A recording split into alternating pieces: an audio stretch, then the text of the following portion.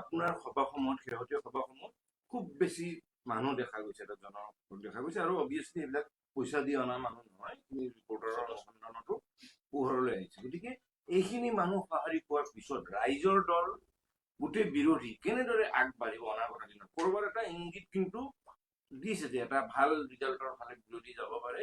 আপোনাৰ সভাসমূহৰ পৰা ইংগিতটো আহিছে, কেনেদৰে আগবাঢ়িব অনাগত দিনত?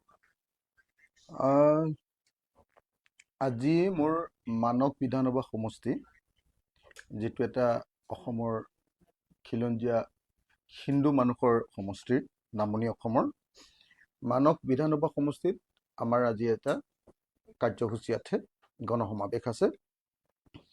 আৰু আমি যেতিয়া গৈছোঁ, আজি আপোনালোকে নিজে দেখিবলৈ পাব, সেইটো সংখ্যালঘুৱে হওক বা সংখ্যাগুৰুৱে হওক, সেইটো চিচিবৰ গাঁৱে হওক বা সেইটো আপোনাৰ বিলাচীপাৰাই হওক, সেইটো মানসেই হওক, সংখ্যাগুৰুৰ সমষ্টি, হিন্দু প্ৰধান সমষ্টি সেইটোৱে হওক, বা আপোনাৰ গৌৰীপুৰে হওক, আপোনালোকে নিশ্চয় দেখিছে যে মানুহ সঁচা সঁচিকে আমাৰ দলত সভাবিলাকত আহিছে। মানুহবিলাকে মোক জনতাই, মইতো অকল সভাত নবহোঁ, আপোনালোকে জানে মই জনতাৰ লগত কথা পাতোঁ সদায়। জনতাৰ প্ৰধান কথাটো হ'ল যে আমি বিৰোধী দলবিলাক একলগ হ'ব লাগে, আৰু বিৰোধী দলবিলাক একলগ হৈ আমি বিজেপিক হৰুৱাব লাগে। এইটোৱে হ'ল জনতাৰ মূল কথা। জনতাৰ প্ৰতি সন্মান জনাই আমিও কংগ্ৰেছ দলৰ কাৰণে ৰৈ আছো মানে কেনেকৈ ৰৈ আছো আপোনালোকে নিশ্চয় দেখিছে। আৰু বহুতে ভাবি আছে যে আমি ৰাইজৰ দলে ঢেৰ সমষ্টি বিচাৰিছোঁ, একদম মিনিমাম সমষ্টি কেইটামান বিচাৰিছোঁ, একেবাৰে কম সমষ্টি। আৰু সেই সমষ্টিবিলাকতো এতিয়ালৈকে আমি খাটাং সিদ্ধান্ত পোৱা নাই। সেইকাৰণে আমি ৰৈ আছো যে অতি সোনকালে আমি সকলো কংগ্ৰেছ, ৰাইজৰ দল, CPIML, জাতীয় পৰিষদ, APHLC, আমি আটাইবিলাকে একেলগতে কেম্পেইন আৰম্ভ কৰিব লাগে। মই ভাবোঁ যে এতিয়া জোৰ পুৰি হাত পালেহি। এতিয়া আমি একেলগতে কেম্পেইন কৰাৰ সময়, একেলগতে জনতাৰ ওচৰলৈ যোৱাৰ সময়। সেইকাৰণে যিমান পাৰি সোনকালে এই মুহূৰ্তত এলায়েন্সটো ঘোষণা কৰিব পৰা কথাটোৱে হ'ব। মই ভাবোঁ যে 2026 চনত কিমান চিট পাম, সেইটো কিমান সোনকালে আমি এলায়েন্সটো কৰি মানুহৰ মাজলৈ যাম তাৰ ওপৰত নিৰ্ভৰ কৰিব। যদি দেৰি হয় তেতিয়াহ'লে চৰকাৰী পক্ষই বেছি সুযোগ ল'ব, আৰু যদি সোনকালে আমাৰ এলায়েন্সটো হৈ আমি একেলগে ফিল্ডলৈ যোৱা আৰম্ভ কৰিব পাৰোঁ, অসমত এটা তামাম ধুমুহা বুলি যাক কয়, এটা তামাম ধুমুহাৰ সৃষ্টি হ'ব। আৰু উজনি, নামনি, বৰাক, ব্ৰহ্মপুত্ৰ, পাহাৰ, ভৈয়াম সকলোতে এবাৰ বিজেপিক ছাৰখাৰ কৰি লৈ গুচি যাব। আপুনি খুব এক্টিভকৈ কাম কৰি আছে, কিন্তু গৌৰৱ গগৈ কালি কৈছে যে কংগ্ৰেছে প্ৰথম নিজৰ চিটকেইটা ঠিক কৰি ল'ব, কোনকেইটা সমষ্টি শক্তিশালী, তাৰপিছত বাকী ৰোৱা সমষ্টিকেইটাৰ তাৰপিছত চিন্তা কৰিব। আজি অখিল গগৈ ৰাইজৰ দল হওক বা বিৰোধী দল সেই পজিশ্যনত আছে জানো? আজি দেখোন দেশকে মানুহে সঁহাৰি দিছে, কথা ক'ৰবাত ৰাইজৰ দল এটা শক্তিশালী, কিন্তু গৌৰৱ গগৈ এই কথাটো কিমান দূৰ গ্ৰহণযোগ্য? মই মাত্ৰ এটাই কথা ক'ব খোজো, আজিৰ দিনটোত অসমৰ বহু সমষ্টি আছে, বহু ঠাই আছে য'ত ৰাইজৰ দল জনতাৰ প্ৰথম পছন্দ। অসমৰ বহুত সমষ্টি আছে, আপোনালোকে নিজে গণসমাৱেশবিলাক চায়ে বুজি পাব। কিন্তু গণসমাৱেশ চাবই নালাগে, আপোনালোকে সাংবাদিক হয়, এবাৰ মাত্ৰ আপোনালোকে ছাৰ্ভে কৰক, এবাৰ মাত্ৰ আপোনালোকে ইনভেষ্টিগেটিভ জাৰ্নেলিজিম কৰক, তেতিয়াহ'লে দেখিবলৈ পাব যে আজিৰ দিনটোত অসমৰ বহু সমষ্টিত, খিলঞ্জীয়াৰ ভূমিপুত্ৰৰ সমষ্টি বা সংখ্যালঘু সমষ্টি, যিকোনো সমষ্টিতে আজিৰ দিনটোত ৰাইজৰ দল অসমৰ জনতাৰ বহু সমষ্টিত, মই সকলো বুলি কোৱা নাই, বহু সমষ্টিত অসমৰ ৰাইজৰ প্ৰথম পছন্দ ৰাইজৰ দল এটা আঞ্চলিক শক্তি, এটা জাতীয়তাবাদী শক্তি। আৰু সেইটো বেচিকেলি আহিছে আমি বিগত সময়খিনিত বিজেপি চৰকাৰখনৰ বিৰুদ্ধে লোৱা সবল স্থিতিৰ কাৰণে। আপোনালোকে দেখিছে যে ৰাইজৰ দলে আপোচবিহীনভাৱে প্ৰত্যেকটো কাম কৰিছে। আপোনালোকে দেখিছে জুবিন গাৰ্গৰ মৃত্যুৰ বিষয়টোক ন্যায় প্ৰাপ্তিৰ সংগ্ৰামখনত আটাইতকৈ অগ্ৰণী ভূমিকা লৈ চৰকাৰক খলঠেকত পেলাই চৰকাৰক কাম কৰাবলৈ বাধ্য কৰা কামটো আমি ৰাইজৰ দলে কৰিছো জুবিন গাৰ্গৰ ন্যায় তাৰ পাছতো অসমৰ মুখ্যমন্ত্ৰীয়ে চালাকি কৰি জুবিন গাৰ্গক ন্যায় দিব খোজা নাই সেইকাৰণে আমি আগতীয়াকৈ ঘোষণা কৰি দিছো আপোনালোকে নিশ্চয় দেখিছে সকলো মানুহে নিশ্চয় লক্ষ্য কৰি আছে যে ৰাইজৰ দল যদি এইবাৰ শাসনলৈ আহে তেতিয়াহ'লে জুবিন গাৰ্গৰ চাৰ্জশ্বিটখন আকৌ এবাৰ দিয়া হ'ব ছেকেণ্ড পাৰ্ট থাৰ্ড পাৰ্ট আকৌ এবাৰ ইনভেষ্টিগেশ্যন কৰোৱা হ'ব আৰু দ্বিতীয় আৰু তৃতীয় চাৰ্জশ্বিট দি হত্যাকাৰী বা মৃত্যুৰ কাৰণে জগৰীয়া মানুহবিলাকৰ কাৰাদণ্ড বা তেওঁলোকৰ শাস্তি আমি নিশ্চিত কৰি পেলাম নাম্বাৰ 1 নাম্বাৰ 2 আমি আকৌ কৈছো যে আমি যেতিয়াই শাসনলৈ আহিম তেতিয়া আমি অসমৰ আইনজীৱীৰ লগতে সৰ্বভাৰতীয় পৰ্যায়ৰ আৰু ইণ্টাৰনেশ্যনেল ষ্টেণ্ডাৰ্ডৰ আইনজীৱীক আনি আমি জুবিন গাৰ্গৰ কেছটোৰ ডে টু ডে প্ৰত্যেক দিনাই আপোনাৰ হিয়াৰিং কৰি শুনানি কৰি আমি জুবিন গাৰ্গক 6 মাহ বা এবছৰৰ ভিতৰত ন্যায় দি দিম কিন্তু আজিৰ দিনটোত যিটো হৈছে যিখন চাৰ্জশ্বিট হিমন্ত বিশ্ব শৰ্মাই দিলে এই চাৰ্জশ্বিটখনত কোনো পধ্যে জুবিন গাৰ্গে ন্যায় নাপায় নাম্বাৰ 1 নাম্বাৰ 2 আপোনালোকে নিশ্চয় দেখিছে যে তাৰ পাছত আজি এছআৰত আমি যিমান ইম্পৰ্টেঞ্চ দিব লাগিছিলে বিৰোধী পক্ষই আজি চাৰিওফালে অসমৰ 60টা বিধানসভা সমষ্টিত ৰাইজৰ হাহাকাৰ হৈ আছে আমি আচলতে একেলগে এই মুহূৰ্তত বিৰোধী ঐক্যমঞ্চই একেলগতে গৈ এছআৰত এই 60টা সমষ্টি যেনেকে ৰঙানদী মই এফালৰ পৰা যদি কৈ আহোঁ তাৰপাছত বিহপুৰীয়া তাৰপিছত নাওবৈচা তাৰপাছত আপোনাৰ কি কয় এইটো বিশ্বনাথ চাৰিআলি তাৰপাছত আপোনাৰ এইটো কি কয় পদ্ম হাজৰিকা যে জিকে কি সমষ্টি এইটো মানে নদুৱাৰ তেজপুৰ এনেকে যদি আপুনি আহি থাকে তেতিয়াহ'লে আপোনালোকে দেখিবলৈ পাব একদম এইফালে বিলাচী পাৰালৈকে এই সমষ্টিবিলাকত প্ৰত্যেকটো সমষ্টিত এতিয়া বিজেপি চৰকাৰখনে 20,000 ভোটৰ ওপৰত তেওঁলোকৰ নাম কাটিবৰ কাৰণে সকলো ব্যৱস্থা আৰম্ভ কৰি দিছে মানুহৰ হাহাকাৰ পৰিস্থিতি কিন্তু আমি বিৰোধী পক্ষই সেই গোটেই বিষয়টো আগবঢ়াই লৈ যাব পৰা নাই মই ইতিমধ্যে বিজেপি দলৰ শুনি যোৱা 4 জানুৱাৰী তাৰিখে বিজেপি দলৰ আপোনাৰ ভিডিঅ' কনফাৰেন্স শুনি বিষয়টো ৰাজহুৱা কৰিয়ে দিছিল এতিয়া তাৰ কাৰ্যকৰীকৰণৰ কাম তেওঁলোকে কৰি আছে আমি বিৰোধী পক্ষই সকলোৱে মিলি এইটো ষ্টপ কৰিব লাগে সেইকাৰণে মই অচিৰে মই ভাবো যে আমাৰ বিৰোধী পক্ষই লগ লাগি আমি আটাইবিলাকে লগ লাগি 1 আমি ৰাইজৰ মাজলৈ যাব লাগে 2 আমি গণসংগ্ৰাম কৰি তুলিব লাগে 3 আমি কোৰ্টলৈ যাব লাগে নহলেতো বিজেপিয়ে 60টা সমষ্টিত সঁচাকে ভোটাৰ তালিকা সলনি কৰি পেলাব এতিয়া বিজেপিক ভোট নিদিয়া যিবিলাক ভোটাৰ তেওঁ যি জাতিৰে নহওক লাগিলে বিজেপিক ভোট নিদিয়া বুথবিলাকৰ পৰা কাটিবৰ কাৰণে নিৰ্দেশাইছে আৰু এজন মানুহে 200 জনৰ ওপৰত 300 জনৰ ওপৰত 3000 জনৰ ওপৰত কমপ্লেইন কৰিছে অথচ বিধি অনুসৰি এজন মানুহে এজন মানুহৰ ওপৰত কমপ্লেইন কৰিব পাৰে আৰু যিজন মানুহে কমপ্লেইন কৰিছে বুলি তাত ওলাইছে সেই মানুহজনে নিজে গৈ প্ৰেছত কৈ আছে এতিয়া মইতো ক'তো কমপ্লেইন কৰা নাই তাৰমানে এইবিলাক কি কৰিছে কাৰোবাৰ আধাৰ কাৰ্ডখন লৈছে কাৰোবাৰ ভোটাৰ কাৰ্ডখন লৈছে লৈ বিজেপিৰ অফিচত কম্পিউটাৰত বহি একেলগতে 1000 জন মানুহৰ ওপৰত কমপ্লেইন ঢালি দিছে আৰু মানুহৰ হাহাকাৰ হৈছে অথচ এতিয়ালৈকে সংঘবদ্ধভাৱে আমি এইটো বিষয়ৰ ওপৰত মাত পাতিব পৰা নাই আৰু যেতিয়া পাৰ হৈ যাব টাইম তাৰ পাছত মাত পাতিলেও আমাৰ কোনো কাম নহব সেইকাৰণে মই ভাবো যে বিৰোধী ঐক্যমঞ্চটো সোনকালে হোৱাটো জৰুৰী আছে সোনকালে একেলগতে ৰাজপথলৈ ওলোৱাটো দৰকাৰ আছিলে এটা প্ৰথম বিষয় হ'ব লাগে যে এনেকৈ ভোট চুৰি কৰাটো বন্ধ কৰোৱা এটুক লৈ আমি প্ৰথমতে ৰাজপথত ওলাব লাগে আৰু তাৰপিছত কোৰ্টলৈ আমাৰ দ্বিতীয় বিষয়টো হ'ব লাগে যে জুবিন গাৰ্গৰ ন্যায় প্ৰাপ্তিক সঁচাকে এইটো একেবাৰে প্ৰশাসনত পৰিণত কৰি পেলালে জুবিন গাৰ্গক ন্যায় নিদিয়ে জুবিন গাৰ্গৰ যিখন চাৰ্জশ্বিট দিলে এইখন চাৰ্জশ্বিটত জীৱনত কোনো মানুহৰ কেতিয়াও মানে আপোনাৰ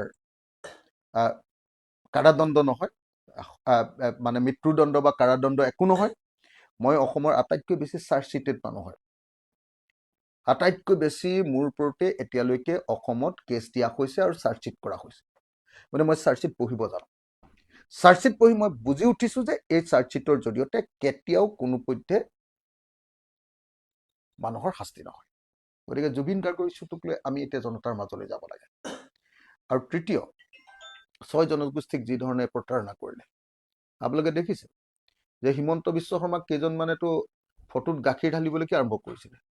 মই যদি থিয় হৈ 6 জনগোষ্ঠীৰ প্ৰতিবেদনখন ৰাজহুৱা নকৰিলোহেঁতেন, হুলস্থুল নকৰিলোহেঁতেন, তেতিয়াহ'লেতো তেওঁলোকে মিছাকেই তাৰমানে জুবিন গাৰ্গৰ ইছ্যুটো যেনেকৈ লৈ গৈছিলে তেনেকেই নিবলৈ চেষ্টা কৰিছিলে।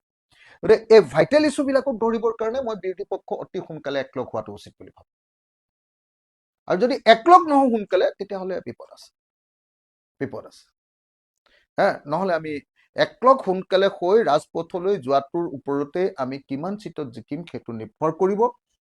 যিমান পলম হৈ থাকিব, চিট কমি গৈ থাকিব, যিমান সোনকালে হ'ব সিমানেই আমাৰ অতি সোনকালে আমি বিজেপিক মানে পুৰা ধুমুহাৰ নিচিনাকে উৰুৱাই লৈ যাবৰ কাৰণে সক্ষম হ'ম। গতিকে মই এই মুহূৰ্তত সকলো বিৰোধী দলৰ প্ৰতি মুকলি আহ্বান, আহক আমি সোনকালে একলগ হওঁ, আহক আমি আন্দোলনৰ মাজতে কথা পাতি থাকো কাক কেইটা চিট লাগিব। আৰু আমি একেবাৰে কম চিট বিচাৰিছো। আমাক এনেই কোনেও হাঁচা দি কোনেও বাহিৰত কথা কৈ লাভ নাই। অখিল গগৈ ঢেৰ চিট বিচাৰিছে, ঢেৰ বিচাৰি পেলাব। নহয়, ধিংটো ঘোষণা নহয়, চৰ্ত তৰ্ত এইবিলাক শব্দ আপোনালোকৰ শব্দ, নিউজ লাইফৰ শব্দ। চৰ্তটো মই কেতিয়াও জীৱনত নিদিওঁ। বন্ধুত্বত কোনো চৰ্ত নাথাকে। কিন্তু মই যেতিয়া মোৰ কৰ্মী সভালৈ যাম, হয়নে নহয়, ধিঙৰ কালি কৰ্মী সভা আছিলে, আপোনালোকে দেখিছে নাই? 2000 কৰ্মী বহি আছে তাত। সব বুথ কমিটিৰ প্ৰেচিডেণ্ট ছেক্ৰেটাৰী বিলাক আহিছে। 2000 কৰ্মী, পুৰুষ মহিলা 2000 কৰ্মী। কালিতো গণসমাৱেশ দিয়া নাই নহয়। 2000 কৰ্মী বহি আছে।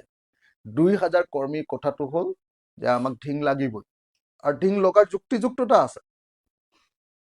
কাৰণ যোৱাবাৰ আমি ছেকেণ্ড পজিশ্যন পাইছিলো, 48,000 নে কিমান ভোট পাইছো আমি। যি সময়ত AIDF আৰু কংগ্ৰেছ মিলি ধুমুহা কৰি দিছিলে গোটেই সংখ্যালঘু সমষ্টি, তাত আমি 48,000 পাই ছেকেণ্ড পজিশ্যনত আছিলো। আৰু সেই আমাৰ মেহবুব মুখতাৰে যোৱা 5 বছৰ অকল জনতাৰ লগতে আছে। আৰু ধিং সমষ্টিত মই আগৰ পৰা গৈ আছো, আজি নহয় মই 2 বছৰ আগতে ধিং সমষ্টিৰ আমুকে মেহবুব মুখতাৰে খেলিব বুলি ঘোষণা কৰি থৈছো, 2 বছৰ আগৰ পৰা। গতিকে আপোনালোকে এইটো কেতিয়াও নাভাবিব।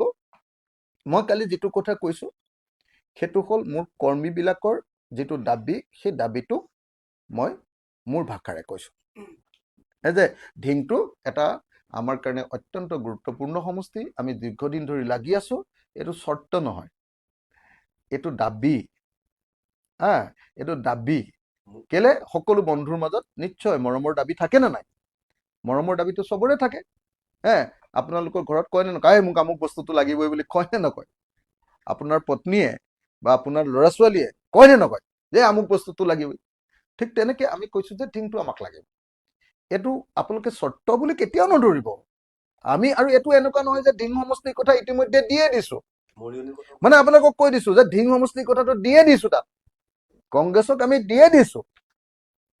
আমি কৈছো কংগ্ৰেছৰ হাতত ধিং সমষ্টিটো দি আমি কৈছো যে এইটো সমষ্টি আমাক লাগিবই। যিটো কংগ্ৰেছক ভিতৰত কৈছো সেইটোকে জানিবা কালি মই কৰ্মী সভাত কৈছো। কথাটো বুজা নাই?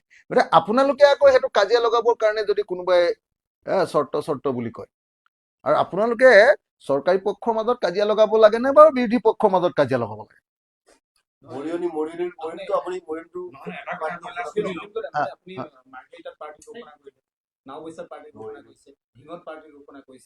আৰু কেইবাটাও সমষ্টিত আপুনি যেতিয়া আপুনি প্ৰচাৰ চলাবলৈ গৈছে এক প্ৰকাৰ ইংগিতো দিছে বহুকেইটা সমষ্টিত।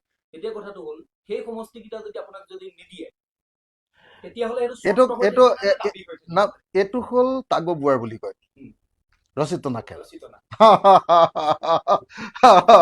সকলো এতিয়া অসম গণ পৰিষদেও সেই একেটা কামেই কৰি আছে, দেখা নাই? অসম গণ পৰিষদৰ বিষয়ে কেইটা নিউজ কৰিছে আপোনালোকে? অসম গণ পৰিষদেওতো একেই প্ৰেচাৰ দি আছে। আমি সৰু সৰু পাৰ্টি বিলাকে প্ৰেচাৰ দিবই লাগিব। সেইটো যদি বুজি নাপায়, আপোনালোকে আমাৰ মাজত কাজিয়া লগাব খোজে।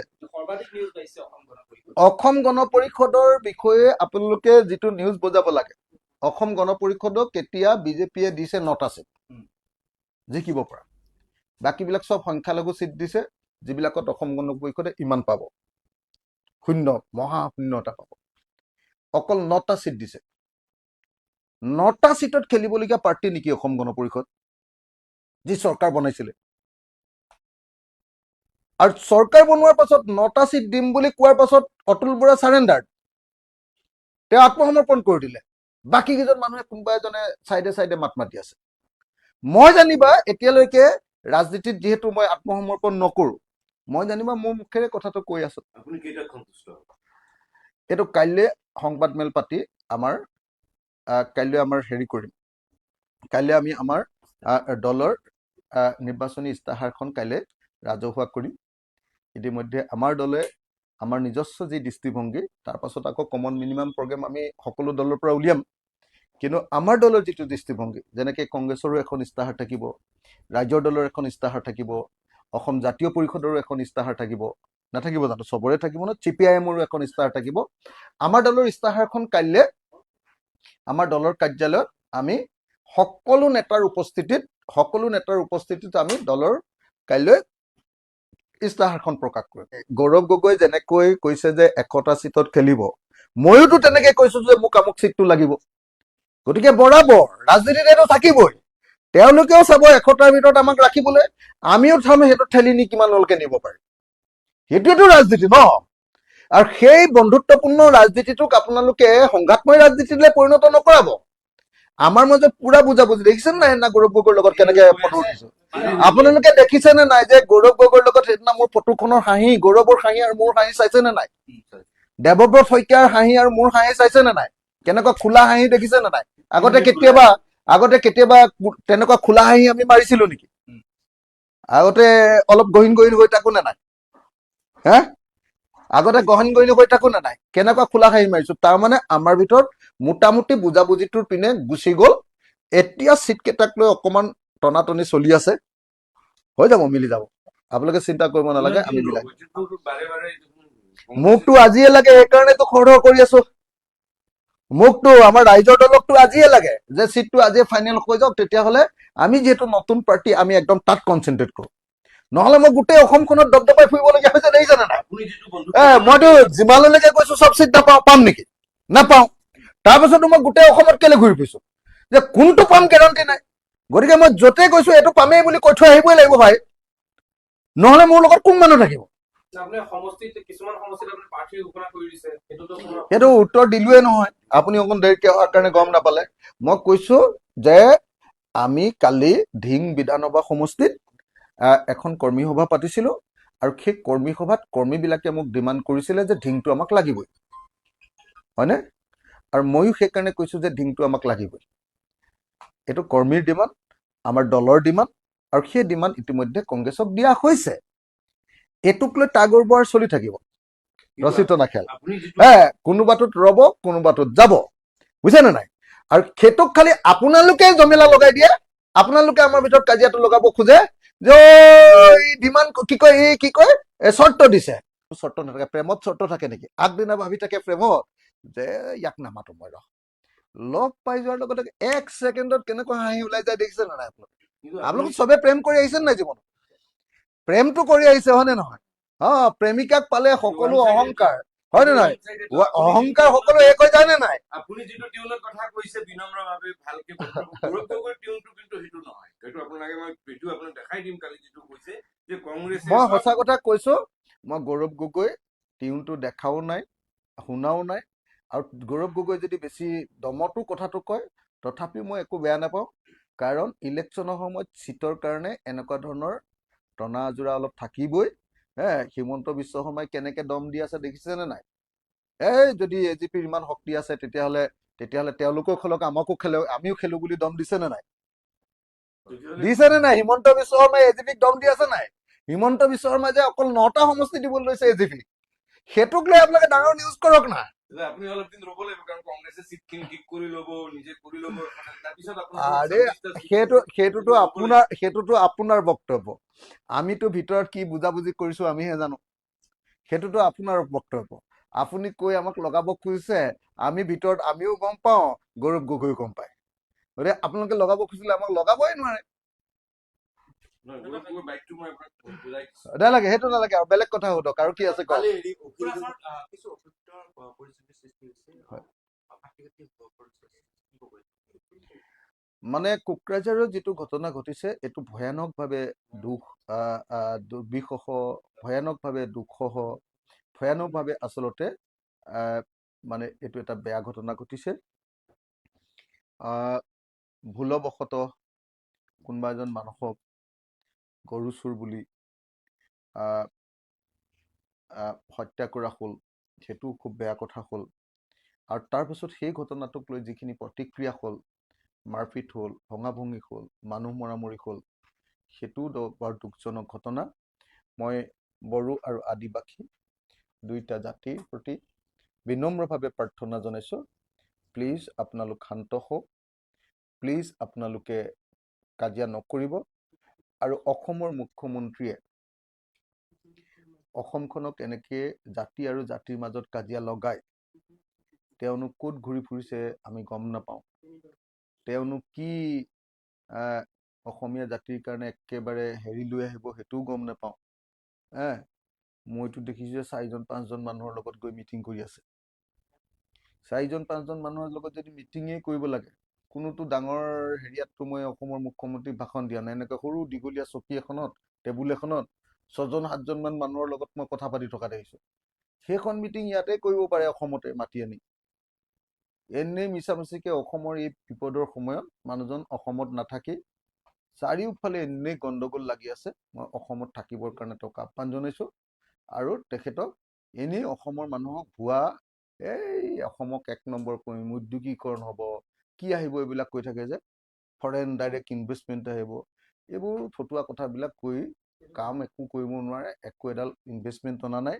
ভাবিছিলোঁ বোলো টাটাকে ভাল ইনভেষ্টমেণ্ট কৰালে হ'ব 27,000 কোটি টকা। এইটো যে কি নাম, ছেমিকণ্ডাক্টৰ। 27,000 কোটি টকাৰ ভিতৰত 15,000 কোটি টকা চেণ্ট্ৰেল গভৰ্ণমেণ্টে দিব, অসম চৰকাৰে দিব 5,000 কোটি টকা। থাকিলেগে কেইহাজাৰ কোটি টকা? অকল 7,000 কোটি টকা। আকৌ সেই 7,000 কোটি টকাৰো সেই গোটেইখিনি টকা মই দেখিলোঁ পিছত খবৰ লৈ, সেইটো টাটাই চব আমাৰ বেংকৰ পৰাই ধাৰ লৈছে। দুদিনমানৰ পিছত গম পাব যে টাটাক সেই বেংকৰ ধাৰটোও মাফ কৰি দিলে। তাৰমানে 27,000 কোটি টকাৰ ভিতৰত 27,000 কোটি টকাটোৱে আমাৰ, মালিকটোহে টাটা। আৰু 700 বিঘা মাটি দি দিলে জাগিৰোডৰ, এবিঘাত এটকা। 700 বিঘাত 700 টকা। এইটো যদি ইণ্ডাষ্ট্ৰিয়েলাইজেশ্যন হয়, মোক সেই 27,000 কোটি টকা দিয়ক, মই অসমৰ এখনো গাঁৱত এটাও নিবনুৱা নাইকিয়া কৰি দিম। মই এখন গাঁৱত 26,000খন গাঁও আছে নে নাই, এখন গাঁৱত 1 কোটি টকাৰে এটা ইণ্ডাষ্ট্ৰি কৰিম, আৰু সেইখন গাঁৱৰ নিবনুৱা চবহে। কোনো বেংগলোৰলৈ যাব নালাগে চিকিউৰিটি গাৰ্ড কৰিবলৈ, কোনো মাদ্ৰাজলৈ যাব নালাগে, কোনো কেৰেলালৈ যাব নালাগে, চবকে মই অসমতে সংস্থাপন দি দিম। হিমন্ত বিশ্ব শৰ্মাই কি ৰহৰ ঘোঁৰাটো পাইছে যে বিদেশী কোম্পানী আহি আমাৰ ইয়াত ইনভেষ্ট কৰিব, মুচুক কৰিব, বুচুক কৰিব। ইনভেষ্টমেণ্ট কি কৰিছে? চব টকা আমাৰ চৰকাৰে দি দিছে। 5,000 কোটি টকা অসম চৰকাৰে, ভাৰত চৰকাৰে 15,000 কোটি টকা, 7,000 কোটি টকা টাটালে থাকিলে। 7,000 কোটি টকাটো আকৌ টাটাই ধাৰ ললে বেংকৰ পৰা। চালো মই গোটেই কাগজ, মই বিধানসভাত প্ৰশ্ন সুধিছিলো। সেইটোও বেংকৰ পৰা ধাৰ লৈছে। সেইটো আকৌ ৰাষ্ট্ৰীয়কৃত বেংকৰ পৰা ধাৰ লোৱাৰ পাছত কেইদিনমানৰ পাছত দেখিব যে সেইটো ৱেভ আপ কৰি দিলে, তাৰমানে সেইটো ফ্ৰী কৰি দিলে। তাৰমানে 27,000 কোটি টকাৰ 27,000 কোটি টকাই আমি দি দিলো, বেপাৰটো খালি টাটাৰ।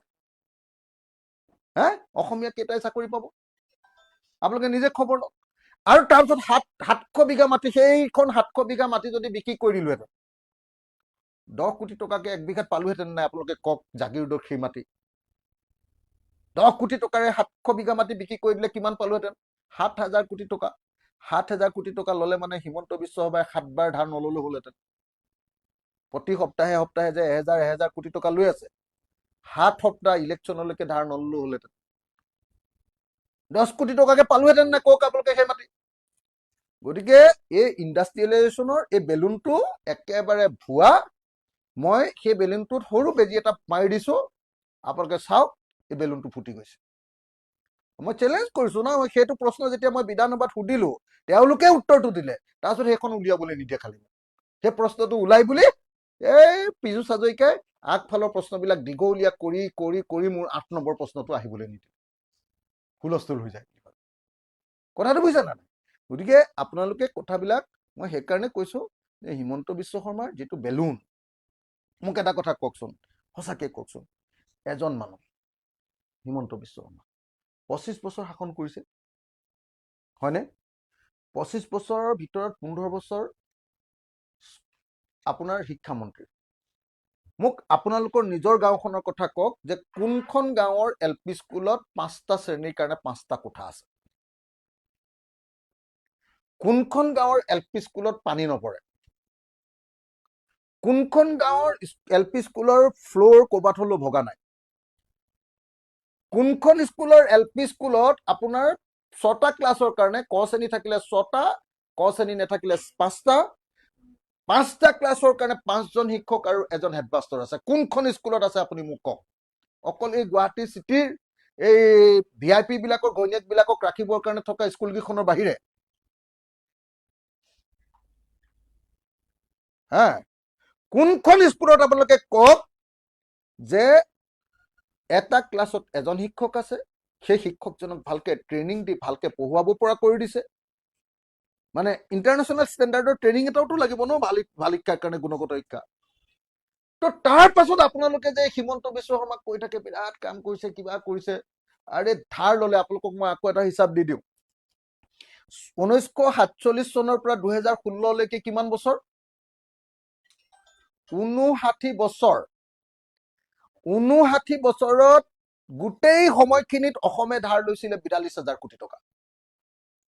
42,000 কোটি টকা। এবাৰ ৰিজাৰ্ভ বেংকৰ হিচাপ ওলাই দেখুৱালে যে 2016 পৰা 2025 31 মাৰ্চলৈকে 9 বছৰত ধাৰ হলগে, মুঠ গৈ ধাৰ হলগে 42,000 কোটি টকাৰ ধাৰটো হলগে এতিয়া 1,77,000 কোটি টকা। কাইলৈ আপোনাৰ বাজেট হ'ব নহয়, আমাৰ ফেব্ৰুৱাৰীত বাজেটত হিচাপ আহি যাব যে 31 মাৰ্চ 2026 কিমান ধাৰ? অসমৰ মুঠ ধাৰ হ'ব 2,20,000 পৰা 2,30,000 কোটি টকা। 2,20,000 পৰা 2,30,000 কোটি টকাৰ ভিতৰত আপোনালোকে হয় নে নহয় চাই থাকক। আপোনালোকে হয় নে নহয় চাই থাকক যে অসমৰ ধাৰ হ'ব 2,20,000 পৰা 2,30,000 কোটি টকা। 2 লাখ কোটি টকা হে আছিলে 42,000 কোটি টকা। কিমান বহালে? 1,60,70,000 কোটি টকাৰ ধাৰ ললে হিমন্ত বিশ্ব শৰ্মাই বিত্তমন্ত্ৰী আৰু হেৰি হিচাপে, মুখ্যমন্ত্ৰী হিচাপে। 1,70,000 কোটি টকা 10 বছৰত ধাৰ লৈ পেলালে। ধাৰ লৈ কি বনালে? কেইখনমান অভাৰব্ৰিজ। ধাৰ লৈ কি বনালে? ব্ৰহ্মপুত্ৰৰ পাৰত 2খন পাৰ্ক। ধাৰ লৈ কি বনালে? 10টামান মথাউৰি। আৰু কি আছে কওক আপোনালোকে? অসমৰ ইনফ্ৰাষ্ট্ৰাকচাৰ কি হ'ল মোক আপোনালোকে নিজে দেখাওক। আপোনালোকে মোক যে অসমৰ ইনফ্ৰাষ্ট্ৰাকচাৰ, অসমত কেইটা উদ্যোগীকৰণ হ'ল, কেইটা হ'ল মোক দেখুৱাওক। কেইটা ল'ৰাক চাকৰি দিব পৰাৰ কাৰণে চৰকাৰী ডিপাৰ্টমেণ্ট কেইটাত খালী হোৱা পোষ্ট কেইটাত চাকৰি দিয়াৰ বাহিৰে এটা পোষ্ট দেখুৱাওক যে অসম চৰকাৰে নতুনকে ক্ৰিয়েট কৰিব পাৰিছে। ডেভেলপমেণ্ট কাক কয়?